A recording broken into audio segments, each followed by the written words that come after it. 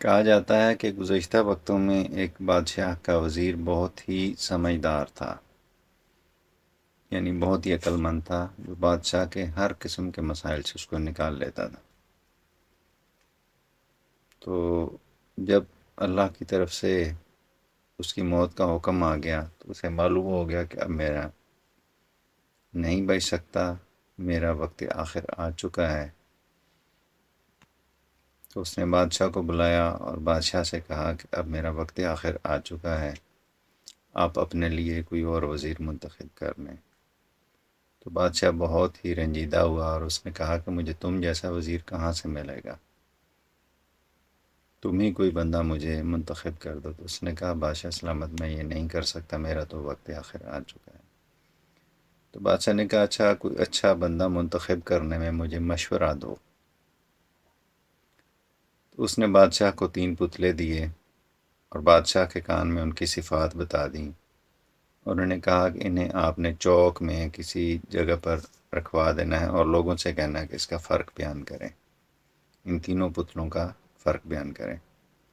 پتلے شکل میں، وزن میں، رنگ میں، بناوٹ میں 100% ایک جیسے تھے، کوئی فرق بھی نہیں تھا کہ جو کوئی بندہ انہیں پہچان سکتا ہے، جو بھی آتا وہ ناکام ہو جاتا۔ بہت سے بندے آئے، انہوں نے اپنی قسمت آزمائی کی لیکن ناکام ہوئے۔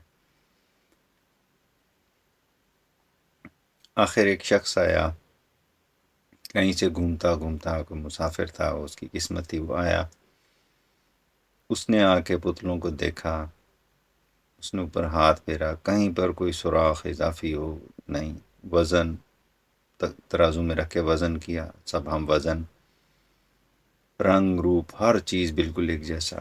وہ بہرحال مایوس ہو کے جیسے ہی جانے لگا، اس نے پتلے رکھے، جیسے ہی رخ موڑا اور اس نے اللہ سے دعا کی تو اچانک اللہ نے اس کے ذہن میں بات ڈال دی۔ اس نے ایک پتلے کو پکڑا، دوسرے کو پکڑا، تیسرے کو پکڑا، اور وہ سمجھ گیا کہ ان میں فرق کیا ہے۔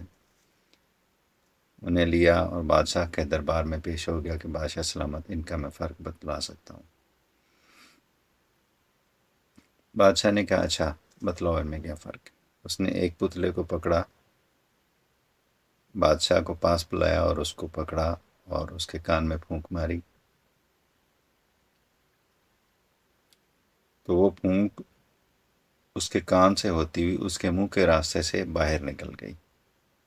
تو اس نے بادشاہ سے کہا بادشاہ سلامت، یہ سب سے گھٹیا ترین پتلا ہے، یعنی جس کو کوئی بات کی جائے تو فوراً اس کے منہ سے نکل جاتی، یعنی وہ اس بات کو پھیلا دیتا ہے۔ پھر اس نے دوسرے پتلے کو اٹھایا اور اس نے اس کے کان میں پھونک ماری، تو ایک کان سے پھونک ہوتی ہوئی دوسرے کان سے باہر نکل گئی، دوسرے کان کے سوراخ سے باہر نکل گئی۔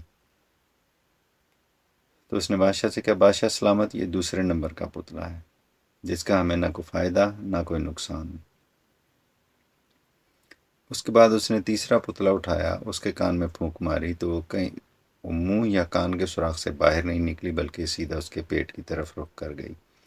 تو اس نے کہا بادشاہ سلامت، یہ اول نمبر کا پتلا ہے، جو سب سے قیمتی ہے، جو آپ کے راز اور آپ کے ورثی کو رکھنا جانتا ہے۔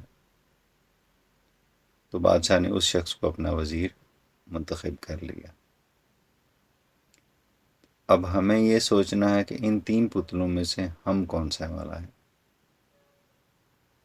ایک کہ جس کے کان میں بات کی جائے فوراً اس کے منہ سے نکل جاتی ہے، 2 کہ جس کے ایک کان میں بات کی جائے تو دوسرے کان سے وہ اڑا دیتا ہے، اس پر اثر نہیں ہوتا، یا کہ تیسرا والا کہ جس کے کان میں اگر کوئی بات کی جائے تو اس کے پیٹ میں چلی جاتی ہے، وہ راز رکھ سکتا ہے۔ ہم کون ہیں، یہ فیصلہ ہمیں خود کرنا ہے۔